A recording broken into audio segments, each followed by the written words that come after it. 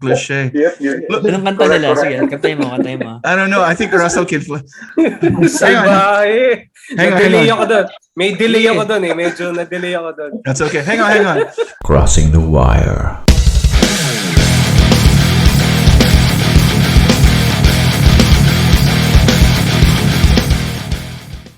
It sounds like your songwriting process is variable, no? It's either you guys get together in one room and then you write a song, or parang piece by piece and then you get together to complete everything. So, what was the most active time, or when was it that you guys were? Of course, it might have been when you guys were coming up with the whole album, right? But was it back then, or even after that, were you guys still trying to write songs together for future use? I think we were trying to write songs definitely after releasing the first album, but the how do you say it? That energy that we had in the first album, that was the energy that was hard to gain momentum on because we were so busy with other commitments, gigs here, gigs there, you know. Looking back, surprisingly, actually, we finished our album in a month. Right. During the time when Mick was suspended at work, was that it? Exactly. That was exactly that month. Kaya pala na-suspend Mick. Kasi may meeting tayo sa label. So, kailangan niya umalis sa trabaho ng maaga. Kailangan talaga mag-suspend si Mick. May dinaya siya sa work. Mick, if it wasn't for you. If it wasn't for you. You the man, Mick. You the man. Doing my part. Thank you for your sacrifice. Take one for the team. Yeah. I think when we were making the album, actually prior to making the album, na-secure na nga ata natin yung album deal bago pa natin mabuo yung lahat ng Exactly.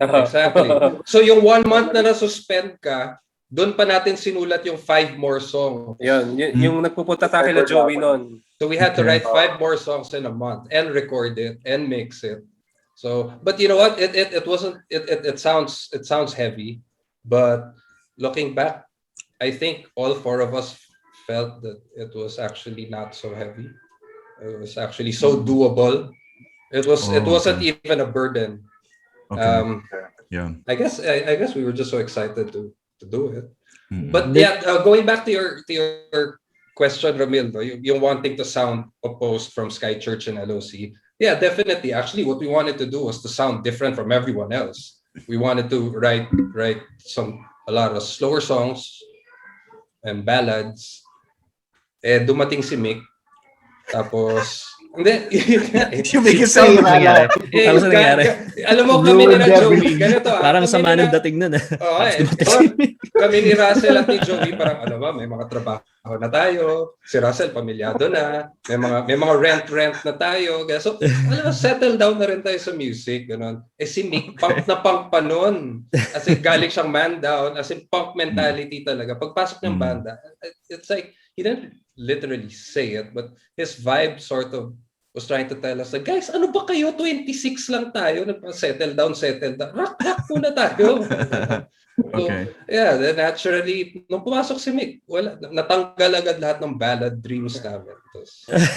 On one hand, we were celebrating Mick for making all these things happen, and then on the other hand, we're just burning him down. Oh yeah, wala na.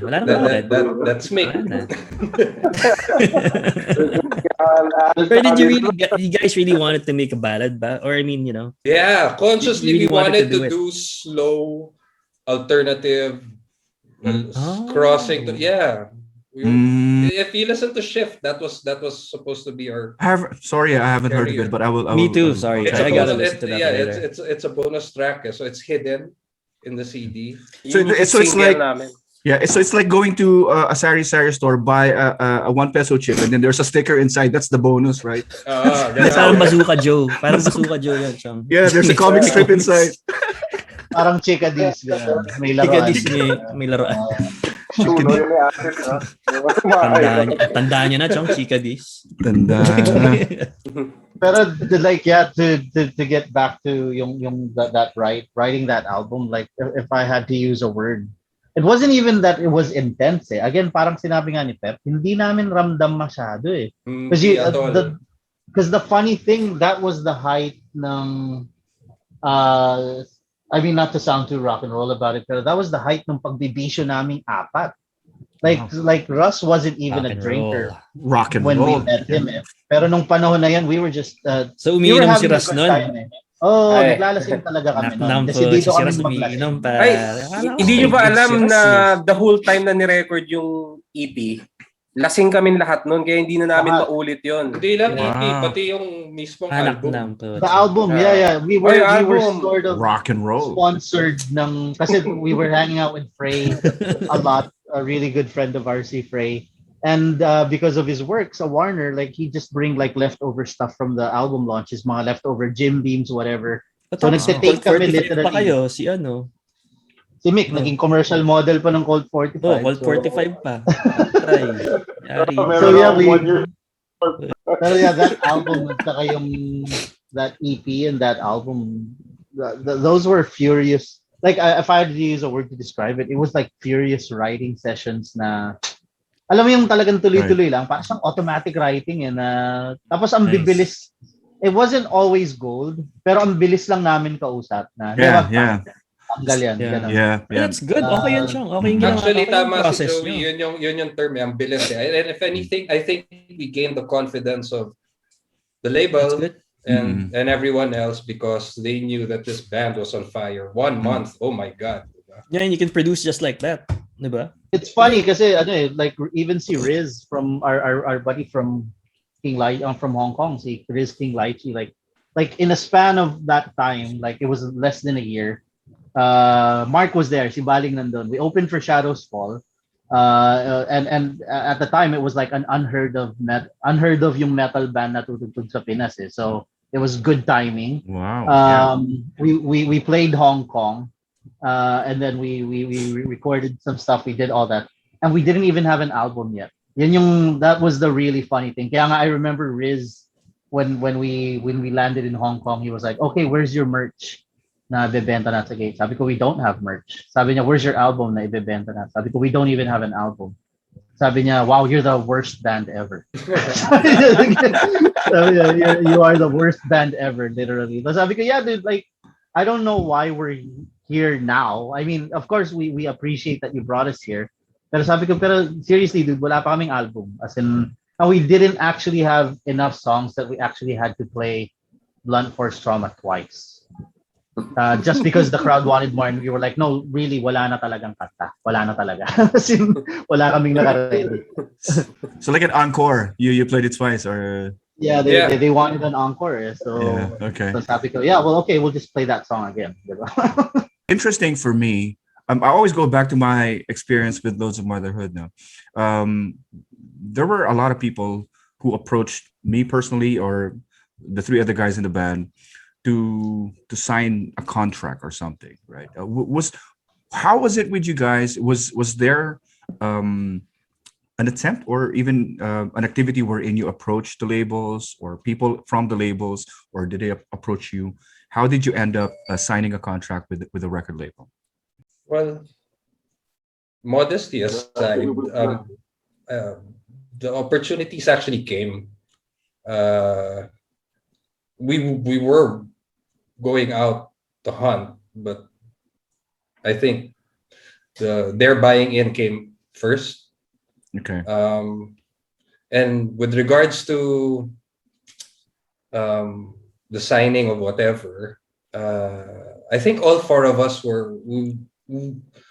we knew we were with the right bandmates, because when you sign a legal document, that's sort of a test of your camaraderie. Every time something was proposed to us, we just knew we were all on the same page. We disagreed on some items unanimously, and then we agreed on the items unanimously. So Yeah. we dealt with it that way. Okay. And see, Joey was a big help because Joey's actually very much into the music industry, so he knows Mhm. more of the ins and outs than we did. So yeah, thank you, Joey. You have an inside man in the band.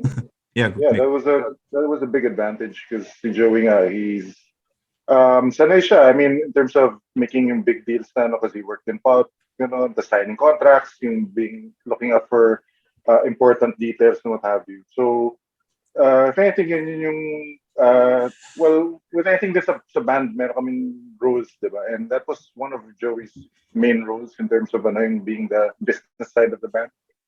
So kaya he mostly handled din yung mga ganun na ano. Saka kaya niya maging tough pagdating dun sa business aspect, no? So he can be a Right. dick for when needed, ganun. So Yeah. yun, so if anything, that was our main advantage. Kaya I guess that's why we were able to get some good deals, I guess, Mm-mm. because of Joey then. Pero yun, like what Pepo said, we were always on the same page naman pagdating sa mga business aspects. Yeah. Like with the songwriting, I guess madali rin kami mag-usap sa ganun din. Madali rin yung ano na parang or paminsan pagka ayaw na rin namin i-deal, parang sige, si Joey na lang bahala. Okay. Pasa kay Joey lahat. Ay, hindi namin maintindihan, si Joey na lang. Yeah. Well, that's good kasi diba yung mga kontrata, yung mga ins and outs niyan, hindi gotta mas lalo nakakatamad basahin yan, I'm sure. I mean, did you guys read the whole thing or I'm sure parang Joey, go. Yeah. No. We all read it naman. But if there were some clauses that we didn't understand, then we'd refer back to Joey. Joey, ano ibig sabihin nito? Pero I remember nakikihang-out ako dati sa inyo. Remember sa The Fort yata yun. Ang pangalan ng bar niyan? Circle ba yun? Basta may bar sa The Fort eh. Okay. Sumama ako sa inyo. Basta kasabay niyo UW eh. Urban Dub. Okay. That's probably another Sonic Tsaka Boom. Franco. Yeah, that's most likely Kaya, another Sonic Boom event. Yeah, yung mga Sonic Boom, saya. Tapos meron dun sa Makati. I think Pasang Tamo or some warehouse. Yun yung Anniversary. craft right. ngayon, di ba, Joey? Saya. Yeah, right next to Craft. Oh, yung malaki. Yeah, yung sinasabi ni saya Baling. nun. Pag nakahangout ako sa inyo nun, solid. Yeah, I think that was White Space nung sumama ka nun. It was the Sonic Boom anniversary. I think. Yeah, it was a big gig. Actually, it was. Yeah. White Space, malapit sa Don Bosco yun. Oh, Yeah. No. Mark, saya. kasama si Mark sa pareho. Mark was with us yung unang Sonic Boom Anniv, yun nga, sa Fort, sa BGC, sa gitna. Yeah. It's right next to Craft now. Mhm. So that was the first one. And then sumama din si Mark nung White Space. I think the band that headline nung White Space was, I remember tumugtog yung banda ni Poch, Post Dicta License, his band. And then the big band noon was Salamin, because Gary V actually showed up. Tapos kami lahat, holy shit, Gary V. Nandito, idol. Hindi kami nagkita ni Gary V. Kundi baka nagkaganon lang kami. Worlds collide. Mirrored selfie. Gaganon kami, nag-mirror self kami, man. Pero Shadows okay, Fall. mga gig ng Intolerant. Kasama rin natin si saya, Baling saya. sa Shadows Fall. Shadows Fall, doon ko unang nakahangout si Baling. Sabi ko, Sama mo si Nino noon, di ba? Si Nino, dumating kasama noon. Oh, yata eh. Yeah, Shadows nandun Fall. si Nino. We were all Saya. backstage and it was that. Yeah. That was the driving behind, like, especially like with Intolerant, like all that experience were basically yung kasi like the latter half ng time namin ni sa Sky Church, yun yung panahon na basically self-managed na rin Sky kasi Sky before was managed by si Tito, Erpat ni Ras. It was basically a family affair, pero towards the latter years we were older, of course every si Tito tsaka si Ermat ni Ras may iba nang inaasikaso. Everything we learned from that short span of time, yun yung in-apply sa Intolerant and it was stuff like that na parang why do the metal bands unang-una laging issue sa akin bakit laging kulelat ang metal band pagdating sa oras, laging you're stuck at 3 a.m. 4 a.m. bakit laging hindi nababayaran, because I saw it like numerous summer slams, like other bands were getting paid money but then the metal bands they just never got shit, na they weren't given dressing rooms, they weren't giving food na kami like yun nga when we were talking about it, and it wasn't like it was a big area of concern, pero minsan nung nakahangout kami after ng jamming nila Pet, nila Ras, nila Mick, parang dude, pwede din natin gawin yun. It's just that I don't think it was cool for metal bands to quote unquote make demands na ganun. Sabi ko, it's not even a demand, it's just like decency, di ba? You're providing you're providing entertainment for other people. It is entertainment, eh, di ba? So, doon kami magkakasundo nila Mick, sa kanila Pep, sa kanila Ras, the four of us na, yeah, dude, na, look, it's still not work. It's still not your bread and butter. Pero, improve naman natin yung quality of band life. Yeah. Parang Yeah. wag naman Yun nga, I mean, at kawawa, least, di ba? dapat may paggasma ng pagkain or, painom, Yeah, because I never really Yes. bought into the whole keeping it real bullshit na underground whatever. And people crucified us for it. Na we did get flack na yeah, you guys are still out. And I was like, you know what? I really don't fucking care. Di ba? parang I just gotta take care of my bandmates. As long as Yeah. we're happy, we really don't care. Tsaka, I mean, you invest in your invest in your instruments, invest sa Time. studio time, gas and everything. Kahit Yep. man lang, you gotta at least get something back. Hindi naman, Pero you're I not think asking for 5,000, para whatever. sigundahan yung sinabi ni Joey din. I think yung level of professionalism came out when we were able to play with other bands din na international eh. Kasi we saw the standards eh, kung ano yung sineset nila eh. So parang sabi kong ganun, bakit? Yun pag mga usap namin ni Joey, no? Stig, no? May crew sila, tapos yung manager, trabaho niya mag-manage talaga, tapos yung band magsulat ng kanta. I mean, everything is systematic eh. So bakit hindi natin, subukan natin, di ba? So we came all to an agreement na, sige, since wala naman limits yung banda, basta ang basic rule lang naman sa Intolerant nun, kailangan masaya lang namin siya ginagawa. Kaya medyo fulfilling yung kunyari pag may kailangan kausapin, never kaming kunyari, kausapin ako about sa booking, ganyan, ay, hindi ako kinakausap dyan.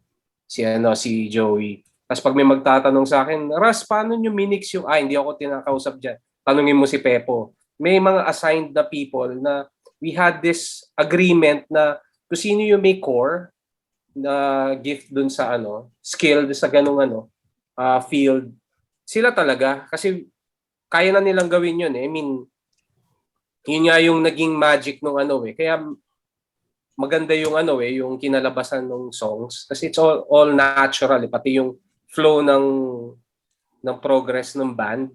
Hindi na nga namin namalayan na we are performing on this venue, ganyan. May mga lagari kami na dire-diretso na hindi namin pwede tanggihan. Na, di ba, tumatanggi na nga tayo to a certain point na na naalala ko nun yung biglang umuwi si Mick eh. Yung tumugtog tayo doon sa bahay nung pamangkin mo ba, Pep? Yung nag-fundraising. Correct. Tapos, tumugtog tayo right after that sa El Pueblo. Di ba? Yeah. Lagari. Lagari yun eh. Tapos, nawala si Mick. Ay, sabi niya, pagod na siya. Hindi ka maalala yun. Hindi mo talaga maalala yun. Min, sabog ka nun eh. Roll. Pag-iisip ko nga, parang Yeah. alala na nangyari din sa... Parang, tumutog pala tayo dito. Yung mga ganun. That's the trick. That's the trick, Mick. Just say, I don't remember that. So ano pala yung question dyan? So like when you guys started, parang feeling nyo ba, bilis nung pag nyo? Usbog, tama ba word? Usbog. Yung rise nyo, was it quick? Yung rise nyo, like what Rice. you're saying, Extra yung mga rice. songs nyo. Extra rice. I mean, yung mabilis ba? Like, datingan ng gigs, sunod-sunod, ganun ba yung nangyari? Or gradual? Sorry, excuse me. Gradual ba? Ayos yun ah. Cheers! Dude, you just gave me a hard time editing this. Deftones. Nalasahan ko beer. yun ah. Yuck. Who said that, Russ? Nalasahan. Naamoy ko nga. Langgunisa kinain mo. Yeah. Trans-Pacific, no? Layo yung inabot. So, ayun nga. I mean, what do you guys think? Mabilis ba yung pag Or... Nakakainis nga eh, kasi as much as we were avoiding the cliches, it all just ended on a cliche. It's true what they say, na like, if it, quote unquote, whatever your definition of if it happens, na yung the whole crazy train analogy na dude, kapit ka na lang. And that's basically what sort of like brought about the struggles of being in a band. Because honestly, again, like we can't stress this enough. the plan really was just to play on weekends. Nung una talaga ang sinabi lang talaga Biyernes, Sabado. But then yun nga, nagkaroon na talaga ng gigs na kasi you will reach yeah, forgive me if it sounds a little pero if you reach a certain if you get to the next level of whatever it is you're doing, may mga na talaga like there are certain things na i-break mo na yung sarili mong rules. Na number one, the first rule that we broke was, alala ko yung kinuwento ni Ras na yun, yung galing kami nun sa pamangkin ni Pepo ba yun, tapos we played, that was actually 3 gigs in one night. Tatlo yun. Pa isa. Ano yung pang isa? May isa pa, Katipunan. It was like yung huling-huli, buti na lang. Oo. Kaya na lang siya. Kaya yung El Pueblo, umalis na lang bigla si Mick. Hinahanap natin, sabi ni Pepo, umalis na daw. Yeah, tsaka ano yan, it could have been our mistake. Basta may nagtatawanan doon sa gig nung pamangkin ni Pep. I'm pretty sure looking back now, hindi naman tayo yung pinagtatawanan. Pero we were all on edge na eh. Piko na kami nung pinagtatawanan yata tayo nun. But then looking back now, I was like, you know what, baka tumatawa lang sila talaga. Tapos pagod lang na talaga tayo. It's not you, no? It's not you, it's it was us. Sabi na yung problema talaga. So I remember like specifically that night, nagkaroon din kami ng conversation after na let's not do that again. Na let's not play more than, nagkaroon kami ng limit na 2 gigs in a night is pushing it na. And again, as far as I'm concerned, I don't regret anything. Pero like, yeah, when people support you and people, we're not just talking about sponsors, but we're talking about people who pay good money to watch you. Na they were willing to cough up the money. Mako-compromise na rin talaga the ground rules that you set. We were playing on weekdays na we were playing gigs na originally we said, you know what, tama na tong Center for Arts bullshit na to. Pangit naman ang gamit dito. Pangit ang venue to. Walang pakialam sa mga banda. Center for Arts? Saan yun? Center for Arts? Sa tapat ng GMA sa Timog. Na, again, we're not... Umabot kayo dun, ha? Hindi ko alam yun eh. Center for Arts. We never played a gig na decent doon.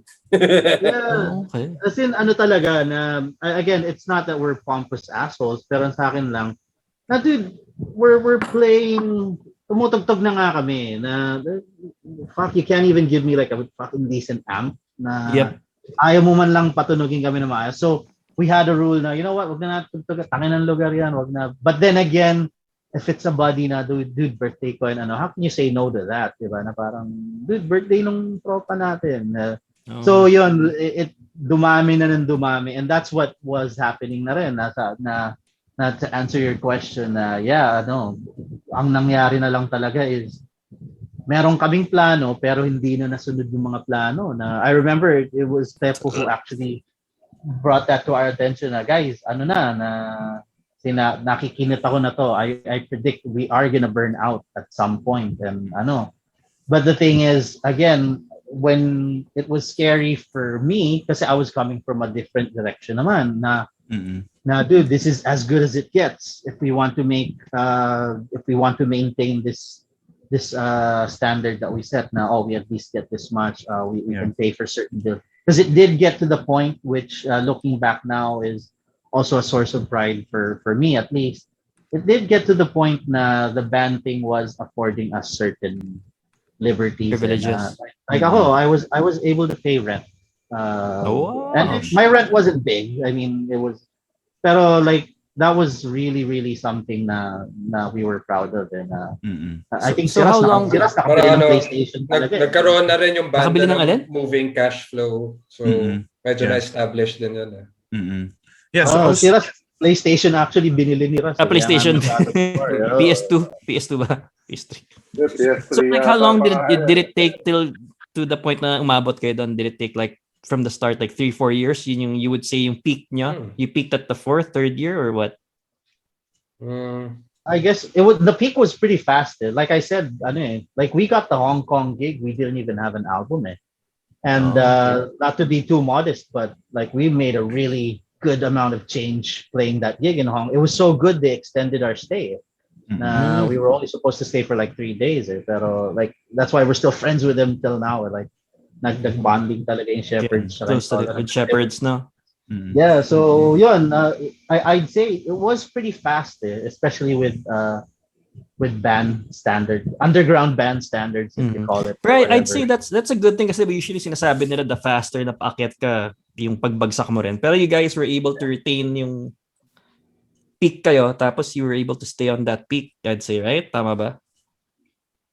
I guess, yeah, I guess. But there was, of course, there was a lot of behind the scenes stuff na a lot of people didn't see. Na there were times talaga na at least for me personally, there were times talaga na it became there were nights na I really don't want to play this game. And it wasn't that we didn't want to like to be dicks, pero wala, we were tired. Burned out na kayo, kumbaga. Oh, no, because you have to remember we were all working during the day.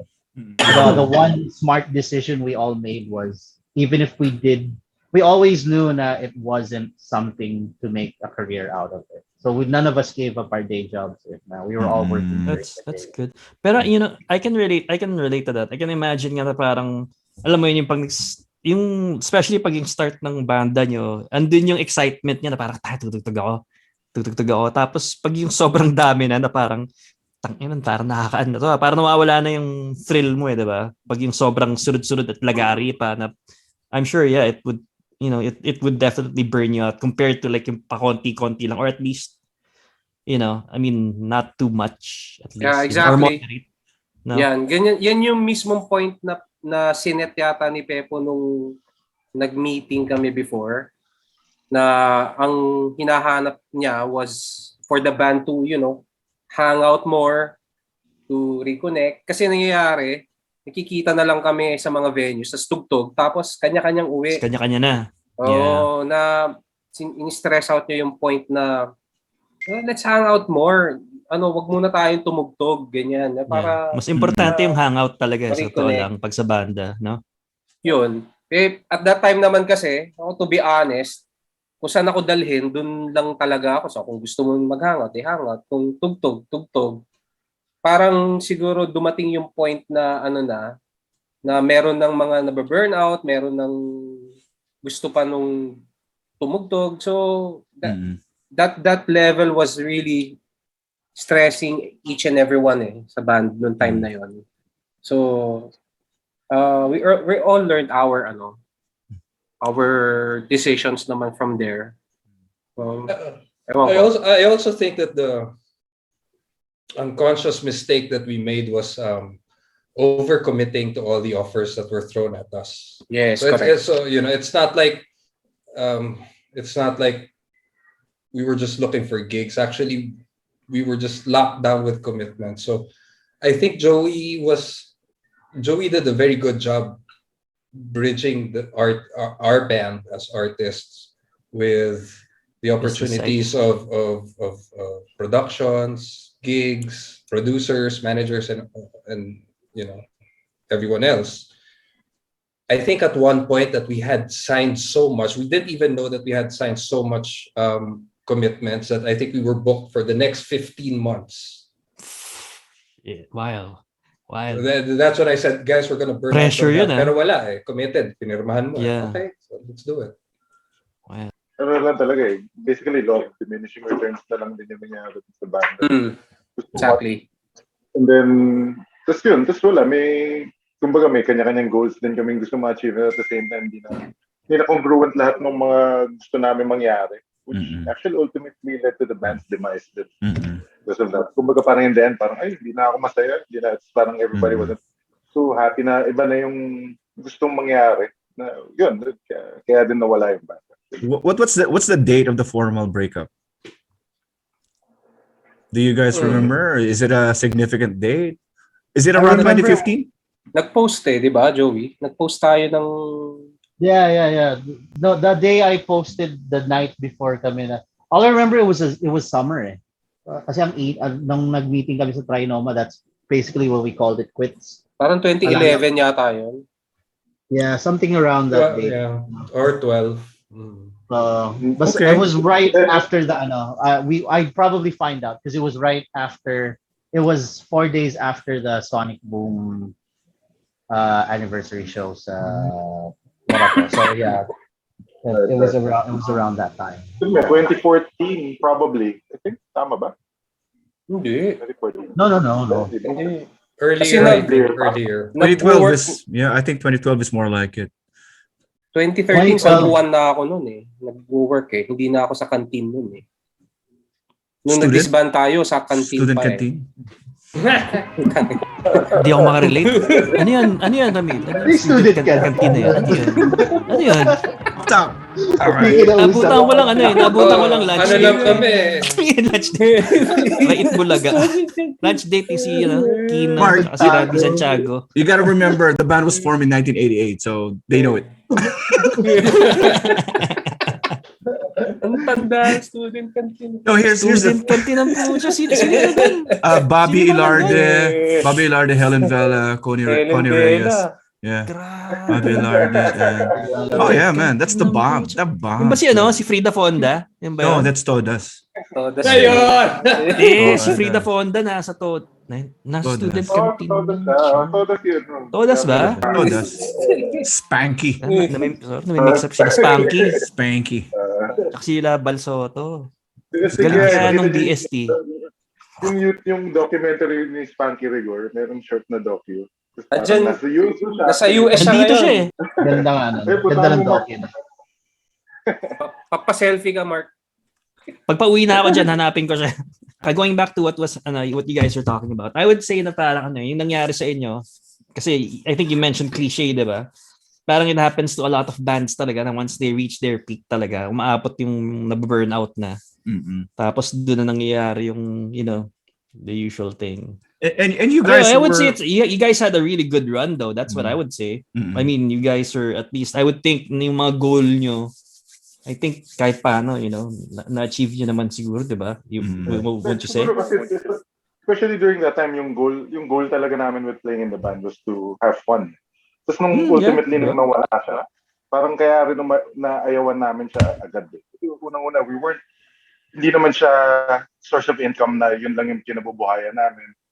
Like maybe some other bands, probably kahit sila nagpapataya na sila, hindi kailangan pa rin natin tumugtog, ganun, kahit hindi na nag-uusap, di ba? So kaya sa amin, it was sort of easy to let go in a sense, na kasi parang wala parang ayoko na, hindi na fun, parang ganun lang yung nangyari. Yeah, kasi parang nawala dyan yung, di ba, pag ang boxingero, bago, di ba? Parang makita mo yung gutom eh. Pag ang boxingero, talagang sugod talaga eh. Tapos, pag naabot na yung, nawawala yung fire eh. So I guess parang I think that's, if you compare it, parang I guess you guys reached your peak. Tapos parang yun nga, parang na-feel yun na parang nawawala na yung ko. Plus, yeah, like to be perfectly candid about shit. Look, I for one, I'm not gonna lie. It did come to a point where I didn't want to see any of the three of those guys. We were arguing about the stupidest shit ever, and I'd be the first one to say na a lot of that was probably my fault then. Na I was forcing one thing, ayaw gawin ng tatlo, but then alam mo yung blinded ka na, again, I'm talking about by myself. You're blinded by what you feel you have to do. But then nakalimutan mo na you did this in the first place kasi nga ayaw mo nga ng rules. But then ang dami mo nang ini-impose na rules na we have to play this gig. Now we have to do this so we can get this. And then I just forgot na parang you realize na hindi lang musikero yung kasama mo, tao din kasama mo. I mean, meron lang din siyang ayaw gawin. Pero at that point in time, because there was so much pressure na you wanted to keep it going. Kasi ako, like, all I remember from the times leading up na matatapos na Intolerant is, I just wanted to keep it going. I'm not sure whether or not it was to milk the experience or simply because I was up to now, I'm a single guy. Wala na akong masyadong obligasyong gawin. Like if I could like play forever, like gig forever na alam mo yan, eat, sleep, repeat ka lang. That's what I wanted to do. But then you end up being blinded na number one, realistic pa ba yan? Number two, how do the other guys in the band feel about that? Yeah. So it always cheeses me out because as a lot of you guys know, I've done interviews with bands and whatever like for the longest part of my life, and you hear a lot of ganyan professional differences. And you know what? It's really not a bad thing to admit na it just got to a point na we just, for our own reasons, we just didn't want to do it anymore. Yeah. And actually something I learned like very late in the game na parang ang saya din palang tatambay ng hindi kayo magkakabanda. Alam mo Right. yun? Parang masaya din pala kasama to mga to kahit Because you're friends so, first and foremost. yeah, that's something that we had to learn again, The like I hard way. keep saying, Mm. yeah, like I said earlier, na parang holy shit na I hated cliche so much, but I just ended up doing the cliche thing myself. Isn't that a bad name? Cliche? Isn't that a Cliche, Filipino? yung Cebuano, ganon. That's them, right? Ano? That's them. Okay. Cliche. Yep. Look, Anong kanta nila? Sige, kantayin mo. I don't know. I think Russell can. Salbahe. Hang on. Na-delay ako doon. May delay ako doon eh. Medyo na-delay ako doon. That's okay. Hang on. As far as you're concerned, Russ, like plans moving forward, are there plans? It's been several years since the band called it quits. And so with this plan of re-releasing the album or at least re-uploading them, are there any plans or what are your thoughts about at least being in this experience today with Intolerant, the whole band? Siguro ako prior to having the breakup and then reconnecting and all, siguro nag-iba din kasi yung norm. I mean, it's not the same as what we used to be. Like before, when we were younger, we were able to do everything. Wala kang iniisip eh. Ngayon, yan, tulad ngayon, nagmamadali akong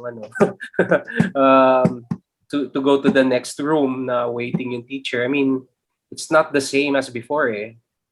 So, if in case, magkaroon ng chance for me to perform again with the band, with these guys, hindi ko naman tatanggihan.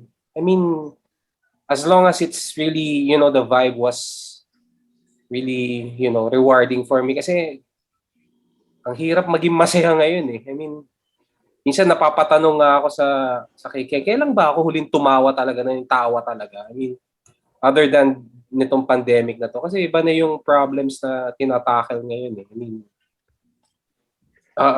music was something na I used to, to make things parang enjoyable in life. Baka pwedeng ulit gawing ganon, pero it's not gonna be permanent. I mean, open ako. I mean, other than dito sa recording, kasi I'm just looking at this recording sessions lang to release the new materials. The new songs na re-recorded. Exploring, parang kausap ko si Pepo before, nagtatanong ako about interfaces and all. Parang sabi ko nga ngayon lang ako nag-deal with with parang investing in home recording o home studio na parang sabi ko dati ko pa ginawa. So at least 'di ba medyo nafo-force ako to do things. Kaya nga nagkaroon ng YouTube channel eh. Dahil natutong mag-record na gamit yung mga interfaces ganyan. And looking forward kung magkaroon ng chance to perform, I mean mas gusto ko na lang yung dati na system na na tugtog lang. I mean, gawa lang ng kanta kung yung naisip mo. Mm-hmm. It's nothing more than kasi napagdaanan na namin. Alam na namin yung pangit na side na pinagdaanan ng Intolerant eh. Mm-hmm. And throughout the years na hindi kami nagkita, natuto naman ako personally, natuto naman ako in a way na ang nag-iba lang talaga siguro is sad to say, nasanay ako na hindi ko sila nakikita and kahit isipin ko na gusto ko silang makasama, I know magme-message ako sa kanila, some would reply a day or so, parang sabi ko baka busy lang talaga. Hindi na talaga katulad nung dati na parang other than the family, it's Intolerant eh. So parang ganun dati. Ngayon, other than the family, there's work, there's business, there's the other concerns. So hindi na siya simple unlike before. Pero kung magbigyan ng chance, di ba? Mabalik yung norm na we can share the stage together. Why not, di ba? Kasi mas mahalaga naman sa akin yung maging ngayon at this point maging masaya lang. It's hard to come by yung feeling na masaya ka lang gusto ko lang talagang yung nakangiti ka lang tutugtog. Yun lang naman. Right. If you're gonna be smiling on the stage doing your thing, it's probably best if you're doing it using your ballad songs, no? Not if Sabi ka na nga ba? Ay, not if you're Actually, rocking out or metalizing Kailangan out. pag blood force trauma nakangiti ka. Hindi naman. Pwede naman I inside know lang what you mean. naman. I know what you mean. Yeah. I'm Sira ulo ka lang talaga, Ramil. Because I've been trying to envision. I probably heard the word ballad like 5 times in the 2 hours that we've been talking to each Gawin nyo other. na, dude. Gawin naman na Is it- parang, I'm a huge fan. Just do it, man. I'm a huge fan of Opeth, especially Damnation album. It's really everything is clean. Is it something like that? I'm not really sure. Or is it something like Phil Anselmo singing or who else? Paano ba sings? yan? Mala Cemetery is it Gates kill- ba yan? is it Kill Or mala Switch? Nothing Else Matters ba yan? What kind of clean What are you tone guys, what are you guys thinking of? Is it Richard Reynoso? Is it Kino, Ariel Rivera? Santiago, Rivera. Describe it to us. Yeah. All I remember is when we were recording yun nga, the album. The pegs we were throwing at each other like I remember one time basta parang kinuha ni Pepo yung gitara, sabi niya, "Tinan mo to, Joe, parang it sounded a lot like it didn't sound like it, but it was inspired like very Fade to Black, like very luma na ballad na Nice. alam mo yung classic na minor chord progression, acoustic, and then papasok yung mabigat. It wasn't anything like super it wasn't grandiose. Alam mo yan? It was just like very simple what we grew up listening to na. And Skid then Row. like when we did exactly like yung glam like ako at si Ras, we were like really really big glam rock fans. So nandun ganun kasimple lang din yung takbo ng utak namin at the time na yun nga, quiet and then lalakas, quiet, lalakas. I'd like to hear an Intolerant song na Yeah, me too. Me too. Just go ahead and do it. Awesome. Yeah. Mick, maybe you need to be do it. Mick, maybe you need to get suspended again for a month, no? Magpa-suspend, hindi na pwede. ECQ na eh. Oh yeah, that's right. Suspend na yun habang Work from home na ngayon. So work from home na yun. What about the three of you guys? You wanna pick up on that question? The one I asked Russell. Yeah. I don't know about big plans in the future. For now, it's baby steps. We just want to correct the Spotify thing, and hopefully we could re-record at least 2 or 3 from the album. Other than that, there are no bigger plans pa naman. Yeah. I mean, especially now, the pandemic, parang medyo weird na try to think about that, diba? Pero yeah, at least meron yun, isang project na we're trying to looking forward to doing that. Other than that, honestly, wala pa siyang future plans talaga as of now. So we'll see. We'll see where this takes us. Ano mangyayari. Mr. D. Go, Joey. Ako nga like speaking super candidly and whatever, and again, this just might be me. Because a lot of people, our friends know. Now we actually nag-try na kami ng round 2. It also didn't work. Just being completely honest, which is all I always was naman. Like I really don't see, and there's no hint of anger or sadness, but I don't think we're gonna get together again, like for the 3rd time. In a funny way. Again, I'm not trying to be offensive, but in a funny way that would look like really stupid na rin talaga.